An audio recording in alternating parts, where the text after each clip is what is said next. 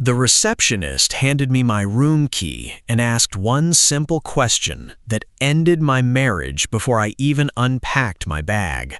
He looked up at me, smiled that polite hotel smile, and said, "Your wife isn't joining you this time?" I laughed. I actually laughed, because I don't bring my wife on business trips. I never have.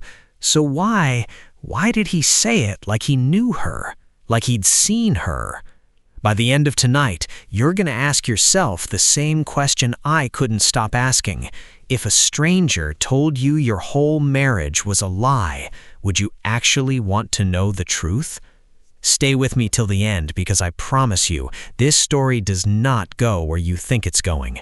And hey, if you're new here, hit subscribe. It started as the most ordinary night of my life. Long drive, tired eyes, gas station coffee that tasted like burnt rubber. I'd done this trip a dozen times before. Same highway, same exit, same hotel. Before I checked in, I texted my wife, Noor, "Landed safe, love you." She sent back a heart and a thumbs up, like always. Nothing strange, nothing off, just a normal Tuesday turning into a normal Wednesday. I walked up to the front desk, half asleep, just wanting my key and a bed. The receptionist, his name tag said Theo, looked at me for a second too long before he spoke. I remember thinking that was weird, but I brushed it off. People get tired at front desks too. Then he asked it, "Your wife isn't joining you this time?" I frowned and said, "My wife's never been here. She doesn't even know this hotel exists." Theo's smile faded just a little. He said, "Oh, I'm sorry, I must be confusing her with someone else." But then he kept talking. He said he remembered a woman who checked in last Sunday, late evening, around 9. He said she seemed nervous, kept looking at the door. He said the man with her paid in cash, which he thought was strange for a hotel like this. I tried to laugh it off again, but my chest was already tightening. Then he said one more thing. He mentioned a small scar on her wrist, like from a childhood fall. My wife has that exact scar. She got it falling off a bike when she was 9. I didn't argue with him. I just said thank you, took my key, and walked to my room like my legs were on autopilot. I stood outside that door for almost a full minute before I could make myself go in. Wait. Why was my hand shaking just turning a key?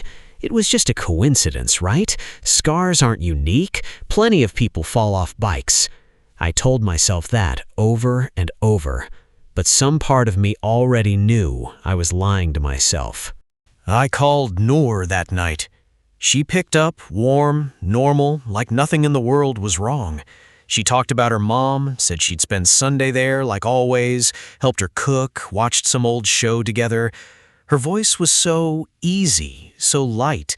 I almost told her what the receptionist said. I almost laughed and said, "Hey, funny story." But I didn't. I just said, "I miss you," and hung up. And then I just sat there on the edge of that hotel bed, staring at nothing. She sounded fine. Too fine. Wait, since when did fine start sounding suspicious to me? That night, I did something I'm not proud of.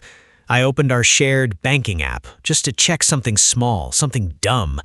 And there it was, a transaction from last Sunday I couldn't explain. Not huge, not crazy, just unexplained. A charge with no name attached, no memory of what it was for. I stared at that number for almost 10 minutes like it was going to rearrange itself into something innocent. It didn't. I decided not to confront her right away. I wanted proof first, not assumptions. So, quietly, carefully, I started looking. I checked her location history, but had been turned off for weeks, which she'd explained before as a battery thing. But suddenly that explanation felt thin.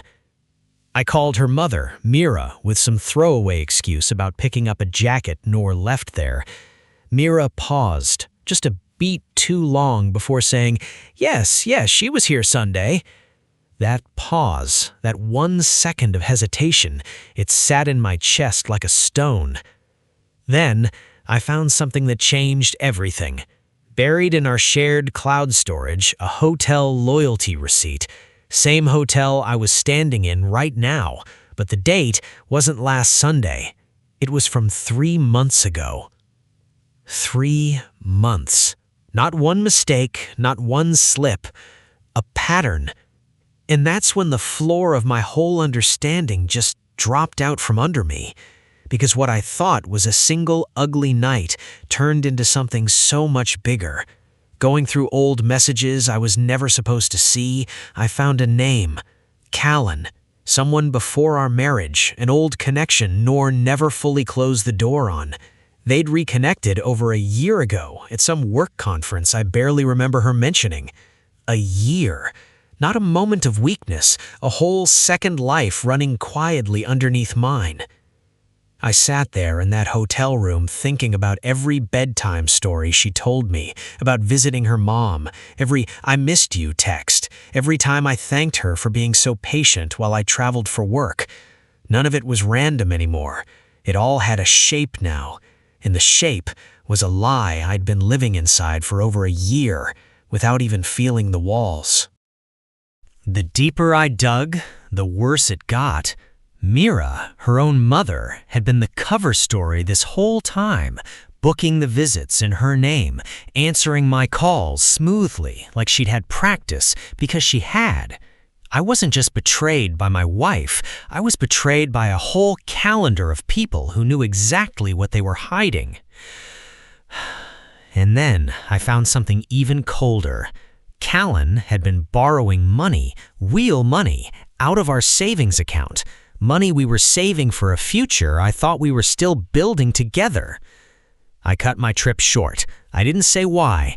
I just drove home early, quiet, my hands steady on the wheel, even though nothing inside me felt steady at all. I let myself into our house and sat in the dark kitchen, waiting. I didn't plan what I'd say. I just wanted to see her face the second she realized I knew. I heard her keys in the door around 8. She called out, "I'm home," like she did every single night, like nothing in the world was wrong. She flipped the light on and saw me sitting there, and something in her face changed instantly. That look people get when they realize the story they've been telling is just run out of road. Right then, her phone buzzed on the counter. A text lit up the locked screen. From Callan. 3 words. I read them before she could even reach for the phone. I'm not going to repeat what it said. I don't think I need to. You already know it wasn't innocent. She didn't deny anything once she saw my face. No yelling, no dramatic denial, just this heavy, tired honesty that almost felt worse than a fight would have. She admitted the timeline. She admitted the money. And then she said something I didn't expect. She said that during all my years of traveling, all my long nights and short calls, she started feeling invisible. She said Callan made her feel seen again, long before anything physical happened. I want to be honest with you. That didn't excuse anything, but it explained something. Betrayal doesn't usually explode out of nowhere. It grows quietly in the gaps 2 people stop noticing in each other. I didn't scream. I didn't throw anything. I just looked at her and said, "I wasn't asking you to explain why. I just needed to know how long I've been the only one who didn't know." She started crying, but I didn't feel anger in that moment. I felt this strange, heavy stillness, like something inside me had finally stopped fighting a war it didn't know it was already losing. That night, I packed a bag. Not forever, just enough space to breathe, enough distance to think clearly instead of reacting. I drove back to that same hotel from the beginning of this whole nightmare. Same lobby, same lights, same Theo at the front desk. He looked at me, and this time he didn't ask anything about my wife. He just slid the key across the counter, quiet, like he already understood. And maybe he did. Maybe he'd seen this exact story play out before, just with different faces. I checked into that room alone and sat on the edge of the bed, the same bed from a week earlier, except now everything felt different. I thought about every sacrifice I made for that marriage, turning down a promotion because it meant more travel, missing milestones with my own family because I thought I was protecting our future. And the bitter irony hit me like a wave. I was sacrificing for a future that had already quietly ended without my permission. There's something almost like karma in how this whole thing unfolded. A stranger's offhand comment, something Theo didn't even have to say, ended up unraveling a year of carefully built lies. One small kindness from someone who didn't even know me became the crack that let the truth in. Sometimes the universe doesn't announce justice with thunder. Sometimes it just hands you a room key and asks one quiet question. I keep thinking about how easy it was for her to sound fine on the phone that night. How a whole year can hide inside a calendar of normal Sundays. I'm not angry anymore, just awake. Some truths don't break you, they just finally let you see clearly. If you made it this far with me, thank you. Genuinely, stories like this are not easy to tell, but they are even harder to live through alone. And I think there was something healing in just saying it out loud and having someone listen. So let me ask you again, if you were in my place, would you have wanted to know even if the truth hurt this much?